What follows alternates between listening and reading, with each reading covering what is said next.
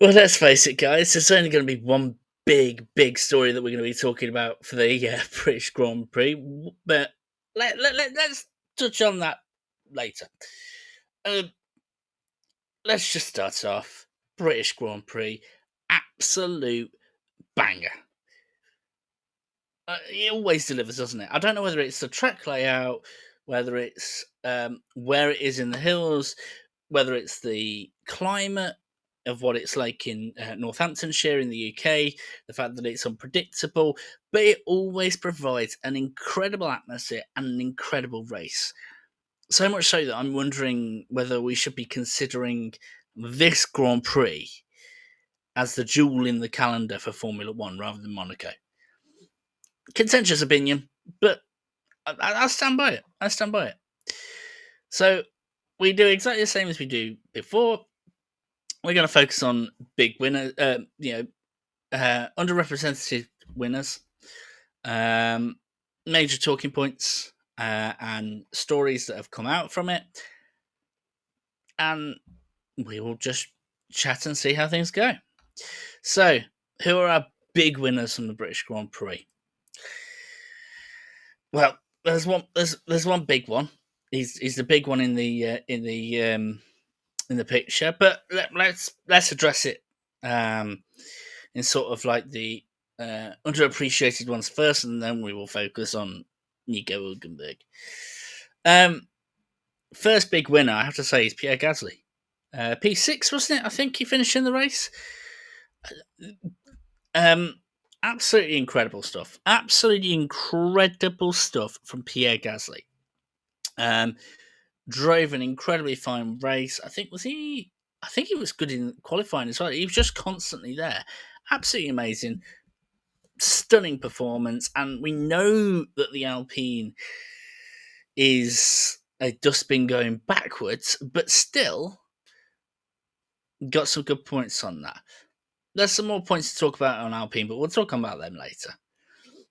Next one is I was thinking about making this about Stroll, but I feel like Aston Martin as a whole did incredibly well because it was their strategy that put Stroll where he was in seventh place, I think it was, by the end of the race. The best way of guidance of that is actually by comparing his race to Fernando Alonso. You know, the wet weather specialist, right? Fernando Alonso was on the standard strategy, um, where he was on the same strategy as Lewis Hamilton, as Oscar Piastri, as Max Verstappen, I believe, and also as Lando Norris. And he felt like he fell back behind his teammate.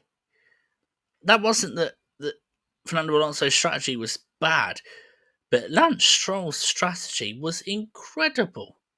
An incredible gamble as well, but an incredible strategy. Forget betting on red or going all in on red or black. They went all in on green. You know, that number 0 on the roulette wheel, the one that's like a 1 in 52 chance that it's going to happen, and they went all in on it. I'm putting him on the soft tyres for, what was it, 3 laps? And then, wow. All of a sudden, he's popped up in, he started off in 3rd, but finished off in 7th. Did well, but like I said, I think it's more on Aston Martin. And probably was helped by the fact that they have a base that's 4 miles away. So they basically had a live weather forecast of what was going on. Maybe that's going to be the future, that like every team just builds a house in Silverstone. It tells them what's going on. I don't know. Now on to the big one. We're going to touch on it first as a winner, and this gives me an opportunity to address the negative surrounding Nico Hulkenberg over the weekend, which was the podium. The podium celebration was rubbish. Let's push the Lego trophy to the side, because I'm okay with the Lego trophy. Yes, it's not as good as another Formula One trophy, but at the end of the day, the Lego trophies were put in place there for the behind the scenes. They had no idea that Nico Hülkenberg was going to get a podium, and let's be honest, neither were we. So that's just unfortunate timing, unfortunate luck. And Nico Hülkenberg says that his daughter loves Lego, so that's fine. Who are we to judge? But my goodness me, the guy was bone dry at the end of it. No one. Your first podium is meant to be special, and in the F1 community, they recognise that, right? Lando Norris's first podium was during COVID, but even then, he got drenched in champagne. If his first win, the two drivers alongside absolutely emptied the bottle all over him. All that sort of thing. Winning the world championship, they'll get the bottle sprayed all over them, everything like that. Because of everything that happened in the race surrounding McLaren, which we will go on to, no one even noticed him. I think Lando Norris finally went, "Oh yeah, I need to spray," but felt a bit weird. I wanted to see Hulkenberg absolutely soaked in champagne to enjoy the moment fully, and it didn't happen. So he needs to get another podium so that we can so that we can do it properly, eh? But that's another matter altogether. Okay, so let's start off talking about the first big one, the Piastri safety car incident that led to a 10-second penalty. For those of you that don't know what happened, is that for the safety car, the last safety car, Piastri slowed down quite fairly aggressively, and that caused a little bit of a kerfuffle. The stewards then gave him a 10-second penalty for aggressively braking, and that's how it was. Now let's start off with the points defending McLaren's position. First things first is the fact that this was where Piastri slowed down before for previous safety cars, so that he was being predictable in that sense. And the second thing is, as you can see here, the safety car lights were still on. They literally only just switched off about a few meters down the road. That would have probably put Piastri in a bit of a panic scenario, going, well, this is where I normally go slow, and I need to put on the brakes. And then the third thing protecting is the fact of who's behind him in Max Verstappen, in that, and this is the best way to describe it, Max Verstappen knows the rules so much that he will find ways to exaggerate rule breaking from others. Does that make sense? He got people questioning for the Canadian Grand Prix for Russell when he did exactly the same thing. He did that questioning here. He likes to have those questions raised. All that sort of thing of pushing back. Sometimes doesn't even have to say anything, just does something that makes everyone go, "Oh, what happened there? Was that Max? Was that someone?" And just by people asking the questions, it gets the stewards looking. So we know that that's what Max Verstappen does. But I remember hearing the green room, the cool down room, just for the podium, where Piastri was talking about it and being unfair and everything like that, and Hulkenberg basically responding went, "Oh, I remember that. Yeah, everything all got a bit bunched up, and I had to drive off the track to ensure I didn't crash into anyone." And then that got me thinking. I've seen the onboard, and it definitely happened. Nico Hülkenberg had to drive off the track to avoid Lance Stroll because of how much people bunched up. Is that down to the spray? Yes, a little bit. But it reminded me of an incident that happened 5 years ago. And this made me understand exactly why this should have been looked at. Because you see, I think it was Mugello in Tuscany in 2020, we had another little bit of weird things that happened. This was when Valtteri Bottas was at the head of the field. We had the safety car that came in, and he left it. Well, he only accelerated. I think it was like 5 meters before the start finish straight, and it caused this absolute chaos. I think it was 6 or 7 drivers that went out, and all because of this. Like, they were expecting something that didn't happen. This is when things get dangerous. This is the equivalent of coming across somebody doing 20 miles an hour on a highway or a motorway, right? That it's like, yeah, okay, they might not be necessarily breaking rules, but they're making things incredibly dangerous for other people. And this is why I agree with the penalty.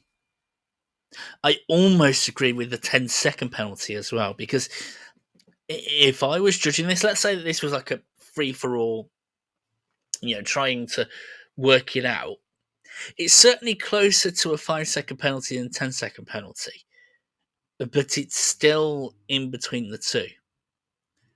I would have put it at like a 7-second penalty, let's say, if it was like free form, if we were doing it that way. And if that's the case, yeah, look, 10-second penalty might seem a bit harsh, but I sort of get it. So I'm sort of fine with it. It's an odd one to mention because Oscar Piastri is my pick for winning the title this year. But yeah, I think he messed up, and I think he probably knows it now. And that's a debatable part of it. But I want to sort of address the other part of it that I think that perhaps we don't touch upon. Lando Norris did not get lucky. He was the one that drove an impeccable race. I don't think I ever saw him go off the track. Maybe. But Max Verstappen spun. Max Verstappen was driving like a rally driver throughout the whole of the race, a drift car probably, right? Oscar Piastri, as well as this incident, he also had the incident where he drove off in Maggots and Beckett's because it was so sketchy, because it was so edgy. Every other driver messed up, apart from one other driver we'll mention about. Lewis Hamilton, he got snappy oversteers and drove off the track a couple of times. The Mercedes guys, by the way, I have no idea why they pitted on the mediums, right? On the hard, sorry. George Russell said they would have got 10 laps of fast racing if it weren't for the safety car. So why did they go on hards and not mediums? All the softs as Lance Stroll did. That seems a little bit odd. But they were struggling. I think George Russell even got a beautiful spin. The Hasses struggled. Charles Leclerc struggled. Both Red Bulls struggled, in fact, not just Max Verstappen. All the way down the field, the rookies had hell, basically. 5 of the 6 rookies were out, and the final one was way down the back. All of them struggled, and Lando Norris just kept things going. So Lando Norris absolutely deserved the win. I'm saying that outright. Lando Norris deserved the win. He didn't have it gifted to him. He wasn't lucky. Things happen, but he deserved the win. Right. I can't believe I'm talking about this team again. Now, this is just rumours right now. That there are rumours going ahead that Franco Colapinto is going to lose his seat to Valtteri Bottas after 5 races. And in one sense, I hate that this is happening, and in one sense, I'm sort of glad it's happening. Let me address why I'm glad it's happening first, because this allowed me to address exactly what my problems were with the switch between Doohan and Colapinto. Right, Jack Doohan, decent driver. Colapinto, brilliant driver. Valtteri Bottas, brilliant driver. This is not about the drivers.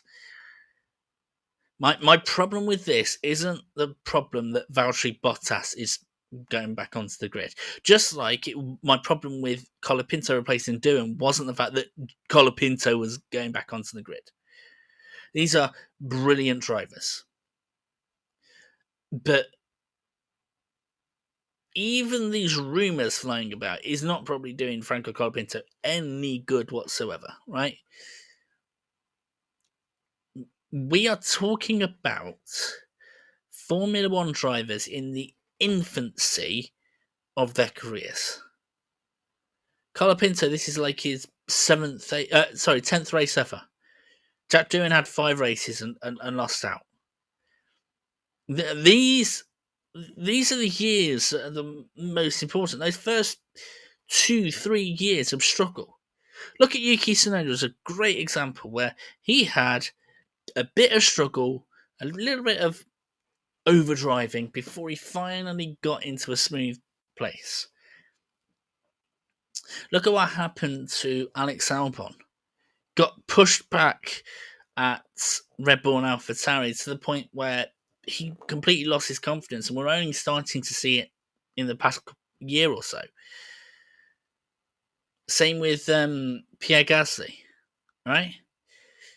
This is messy from Alpine, and you're going to end up with ex-drivers or current drivers absolutely shot of confidence, struggling to settle, don't feel like they can ever make a mistake. And by the way, in sports terms, that is a bad situation to be in, to feel like you can't make a mistake. Because guess what? Then you don't push it anymore. You're just within yourself and not performing well. This is all messy. Don't get me wrong, I would love to see Valtteri Bottas back in a Formula 1 seat. I'm absolutely begging for him to either get the Cadillac seat or to get an open seat that comes up next year, depending on what happens. But this doesn't feel right. Whatever they are doing at Alpine, it's messy. It's absolutely messy. And it's not fair on Franco, it's not fair on Jack, it's not fair on Valtteri, it's not fair on who's the guy that test drove can't remember which country he's from.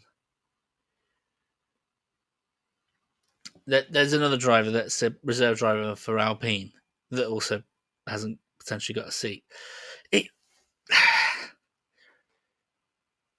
This ain't right. That's all I can say. This ain't right. This ain't it. Let's finish it off there. Right. All the grumpy stuff out of the way. Let's talk about the main driver. Let's talk about the main guy. Yes, the first podium for how do you say his name, Daniel? Nico Hülkenberg. Nico Hülkenberg. Wow. Just wow, right? We've spoken about the bad situation, but Nico Hülkenberg from 19th to his first podium. And you know what I love about this so much is I first had it in my mind that he was a mid driver for a mid Formula One team getting mid results, right? And in terms of the results, that makes sense. He used to get a lot of 5th to 9th. He would get those points paying positions, maybe get the odd 4th. The mid results are there. But ultimately, he wasn't driving for mid cars. Apart from the first year when he was a rookie, when he was driving for Williams and he got his first pole position, he was driving for teams at the lower end of the grid. Force India when they were struggling, driving for Sauber when they were struggling, driving back with Racing Point when they were struggling, Aston Martin when they were struggling, Haas when they were really struggling, and even here in terms of Kick Sauber when Audi took over, and it was like, okay, this is going to be the struggle year. And my God, Hulkenberg has drove the sort of ragged edge. Nico Hulkenberg is a top driver. Carlos Sainz, I think, described him as like the fifth base driver on the grid, which is incredible to think about. But he is somebody. I'm trying to think of a comparison that I can give. Do you know what? He probably is a Carlos Sainz. He probably is a Nico Rosberg. Yes, he's unlikely to win a world championship. I know Nico Rosberg did, and he beat Lewis Hamilton, but that was like a 1 in 5 chance because of the years there. But he is the type of driver that if you give him an okay car, he will get brilliant results. And look what happened to Nico Rosberg before Mercedes got their big break. He was that guy that was finishing in the fourth, the fifth, the sixth, the seventh, just getting decent points, regular points, before Mercedes pulled through. I am really hoping that Audi pulls through and becomes one of the top 3 teams, because I could see Nico Hulkenberg getting another podium, maybe even getting the odd win. It's still hoping this, despite the fact that he's been around since 2010. Racing in GP2 along, F2 for the older viewers, basically, along the likes of Pastor Maldonado, Sergio Perez. There was a couple of others as well. He is a brilliant driver, and yet he's had the odd result that you might consider as lucky, but he's not a lucky driver. He's a brilliant driver, and actually, you look at the teams that he's ended up at, he's been the unlucky driver, getting the odds and ends, getting the scraps, getting the leftovers, the teams that people don't want to race for, and then going, give me that dustbin, I'll do some wonders with it. He's had more points over the past 3 races than Red Bull, which is wild to think about. Nico Hulkenberg has been incredible, and this shows my love for Nico Hulkenberg. I am a Lewis Hamilton fan, and yet on Sunday I was praying that Lewis Hamilton did not get a podium. I was not a Lewis Hamilton fan on Sunday. I was hoping that Nico got this. And I don't think I'm alone. I think there was a lot of people that were like me, right? In wanting Nico Hulkenberg to get that podium.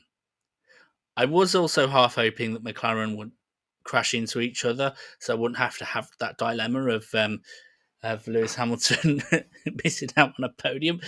But so, by the by, Nico Hulkenberg, the man, the myth, the legend, you bloody well deserve this. You absolutely deserve this podium. And the Sauber celebrations, they're probably still celebrating right now, 2 days later. Absolutely amazing. Helped to make Silverstone Grand Prix a memorable one. So, Belgium, over to you. kind of a tough act to follow, isn't it? A tough act to follow over the incidents, over the storylines, over absolutely amazing everything that's happened. But a week from now,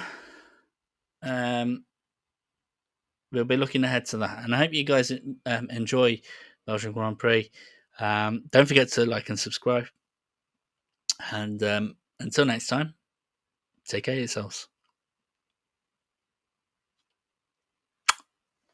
Right.